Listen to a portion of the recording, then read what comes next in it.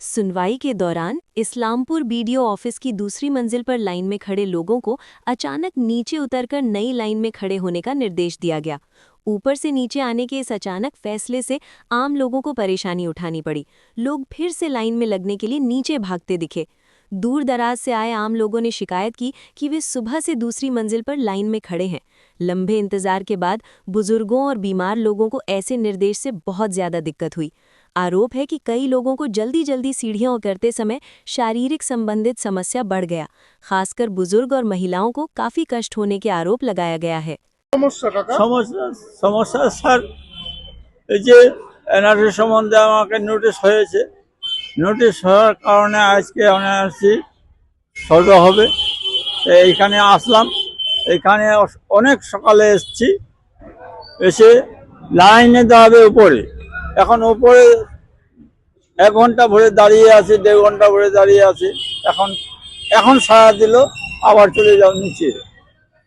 ঠান্ডা লাগে গেলাম, শরীর কাঁপতেছে, কিন্তু করবো কি, করার তো আমার কিচ্ছু নাই।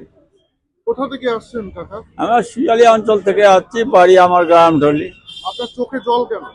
জল এখন দেখতেও কম পাই, এখন বয়স হয়ে গেছে।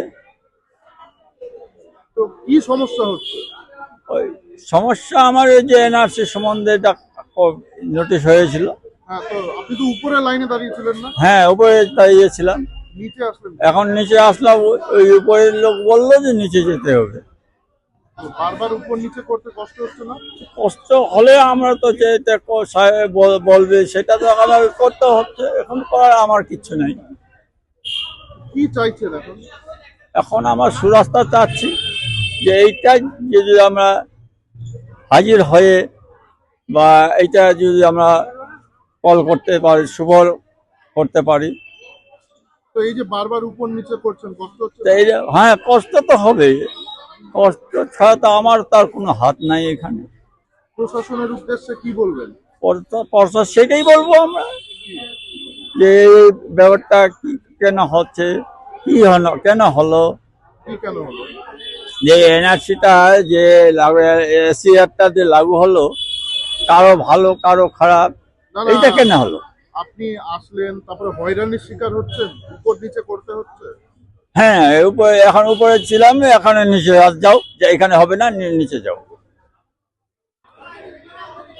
আপনার তো শরীর খারাপ বললেন। শরীর খারাপ, হ্যাঁ শরীর খারাপ আমার অনেকদিন থেকে, 10-11 সাল থেকে আমি অসুস্থ হয়ে আছি। এখন পর্যন্ত আমি ওষুধ খেতেছি। এই যে বারবার উপর নিচে করছেন, কষ্ট হচ্ছে না? হ্যাঁ, কষ্ট হচ্ছে স্যার, তবু কষ্ট হচ্ছে। কি নাম আপনার? আজিমউদ্দিন। কোথা থেকে এসেছেন? শিয়ালি অঞ্চল, গ্রামটলি আমার বাড়ি। দিদি, আপনার নাম?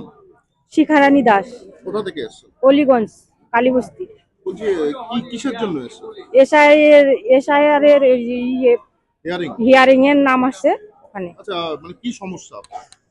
মানে কেন নামটা আসলো? নামটা যে কেন আসলো বলতে পারলাম না। আমাদের লিস্টে বাবার তো 2002 সালের নাম আছে, তো ডকুমেন্ট সবাই ঠিকই আছে, কিন্তু যারা লেখালেখি করছে ওদের মনে হয় কোনো কিছু ভুল হয়েছে, ওই কারণেই আসছে। আচ্ছা, আপনার বাচ্চার কত বয়স?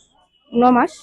এই যে কোলে করে নিয়ে এসেছেন এই ঠান্ডার মধ্যে, কষ্ট হচ্ছে? কষ্ট তো হচ্ছে, বাড়িতে কেউ নেই, শাশুড়ি শ্বশুর ইয়ে গেছে বাইরে ডাক্তার দেখাতে, তো কার কাছে রেখে আসবো, ওর জন্য নিয়ে আসলাম। এই যে ভিড়, এই ভিড়ের মধ্যে বাচ্চাকে নিয়ে কষ্ট হচ্ছে না? বাচ্চা কষ্ট হচ্ছে, কষ্ট হলে কি করবো, ডাকছে এখন আসতে হবে।